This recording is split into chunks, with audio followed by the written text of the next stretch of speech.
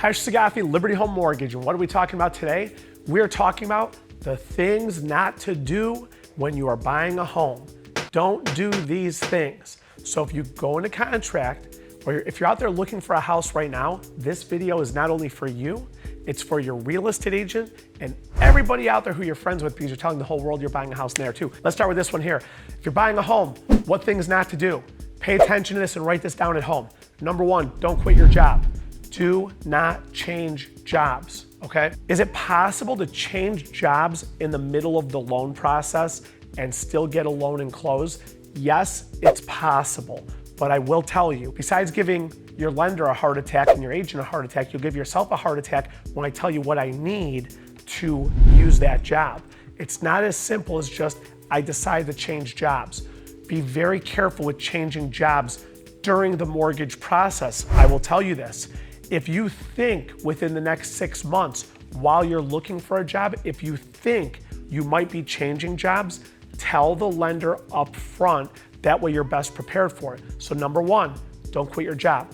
Number two, keep paying all of your bills on time. Why? As an example, on conventional loans since 2010, Fannie Mae and Freddie Mac, the largest investors on Wall Street of mortgages, whatever, okay? They have required lenders such as us to monitor your credit. Now, some lenders re-pull your credit the day of the closing. We monitor your credit, okay? So what do we monitor your credit for? We look for higher credit card balances. So when I pulled your credit, let's just pretend I pulled credit January 1st, okay? The credit I pulled January 1st, that's a snapshot of all of your credit card balances and your payments on January 1st. But on January 5th, you went to Our House Furniture and bought 12 months same as cash, or you went Home Depot and bought appliances. Because I'll tell you this one, when you go to buy a house, suddenly everything's on sale and you've never seen more appliances that you want to get in your life. So you went and bought appliances at Home Depot. Well, you opened up that credit card on January 10th for $2,000 and the monthly payment is $100.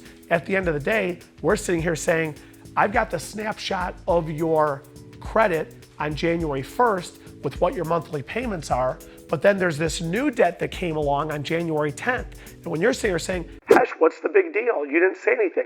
I didn't say anything because I didn't see it. So on conventional loans, we have to run a program which monitors your credit. So what happens is, we're doing the loan for you, we're closing January 31st, January 15th comes along, you go buy something at Home Depot, I get pinged that tells me new credit was taken out, credit was pulled, new debt was taken out. Here's your problem.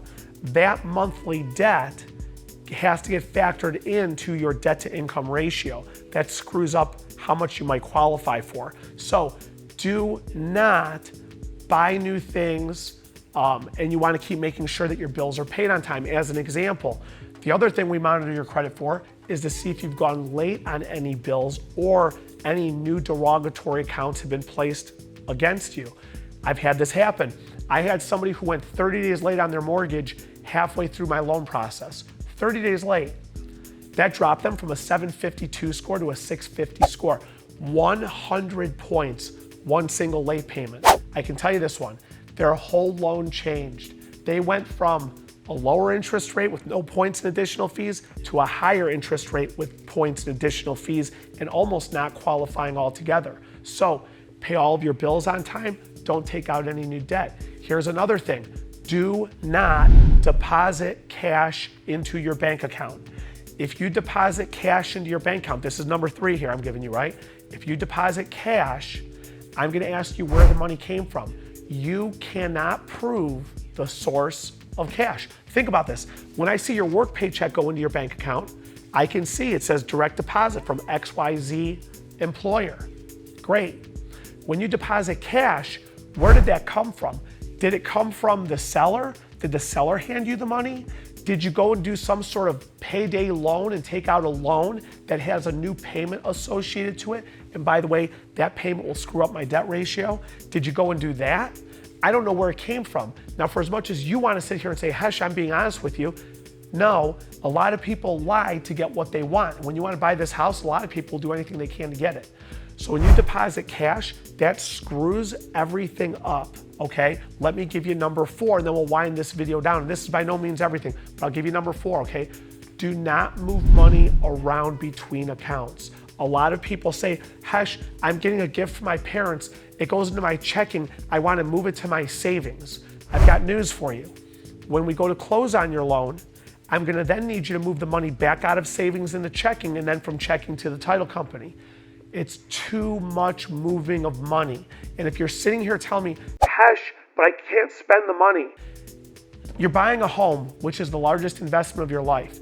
You have to exercise some sort of control, personal responsibility, be accountable. For God's sakes, don't touch the money. Don't move it between 3 different accounts. And I will tell you from a financial management standpoint, okay? You don't need 6 different bank accounts with balances of $1.50 in each bank account. Squeeze down all of your bank accounts into 1 or 2 accounts, that's it. Don't move money around while you're buying a house, okay? These are the simple do nots when you're buying a home, okay? Don't change jobs. Pay all of your bills on time. Don't take out new debt. Don't deposit cash. Don't move money around. This video was a short of the do nots. I'll do another video of what are the do's on when you're buying a home. But make sure you're paying attention to all my videos. Like, subscribe, and share. We'll see you on the next one.